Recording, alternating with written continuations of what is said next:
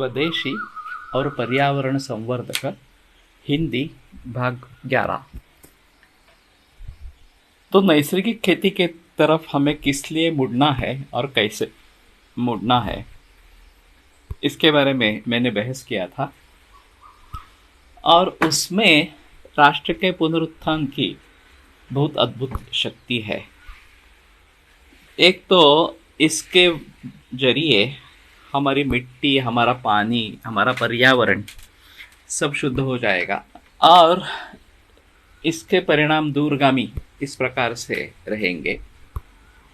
हम सभी के लिए नैसर्गिक खाद्य उपलब्ध हो जाएगा, जिससे कि बीमारियां निर्माण होना कम हो जाएगा, चाहे वो संसर्गजन्य बीमारियां जैसे कोविड-19 जैसी बीमारी हो या असंसर्गजन्य रोग जो है डायबिटीज़, कैंसर वगैरह वगैरह, उसमें कटौती आएगी।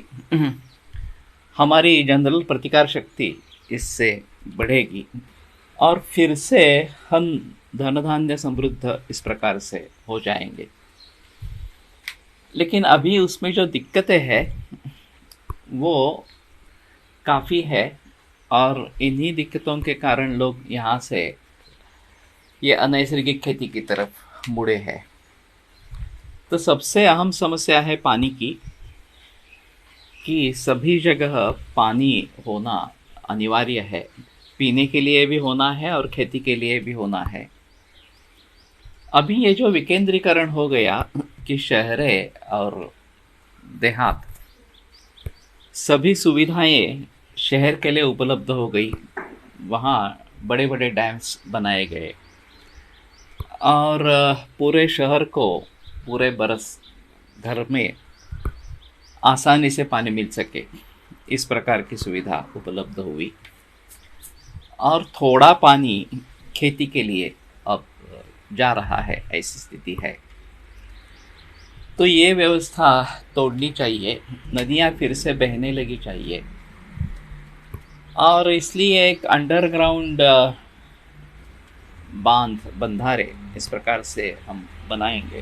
तो जो अभी वाटर लेवल कम हो गई है, ज़मीन में बहुत नीचे नीचे लोग जा रहे हैं, 500 फीट 600 फीट इतना भी नीचे जा रहे हैं और भूगर्भ में जितना भी जल संचय है उस सभी को खत्म कर रहे हैं। तो अगर हम नदी खोदेंगे, नदी का पात्र उसमें खोदेंगे, नीचे जाएंगे, चाहे 5 फीट 10 फीट जितना आप जा सकते हैं, तो वर्षा के समय में नदी में जब बाढ़ आती है, पानी में बाढ़ आती है, तो ये पानी नीचे जमीन में, तो इसको भली भांति इस्तेमाल में लाना है। मैंने सुना है कि औरंगाबाद में बजाज कंपनी ने ऐसा किया है और वहाँ के किसानों को अच्छा फ़ायदा उसका हुआ है। तो यही रोल मॉडल इस प्रकार का आकर बनता है और जितना पानी शहरों के लिए चाहिए, अभी डैम तोड़ना ये तो पॉसिबल नहीं है, लेकिन पानी का संचय जितना चाहिए उतना ही शहरों के लिए रखकर नदियाँ बहनी चाहिए और देहातों में पानी की उपलब्धि होनी चाहिए। तो ये सबसे बड़ी समस्या है कि हम आसानी से पानी पाते हैं शहरों में और देहातों में बहुत उसके लिए झगड़ना पड़ता है। अगर पीने की पानी की ये समस्या है तो खेती के लिए पानी कहाँ से लाएंगे और खेती नहीं करेंगे तो आगे कैसे होगा। तो इससे बस के बारे में आगे भी सोचते रहेंगे।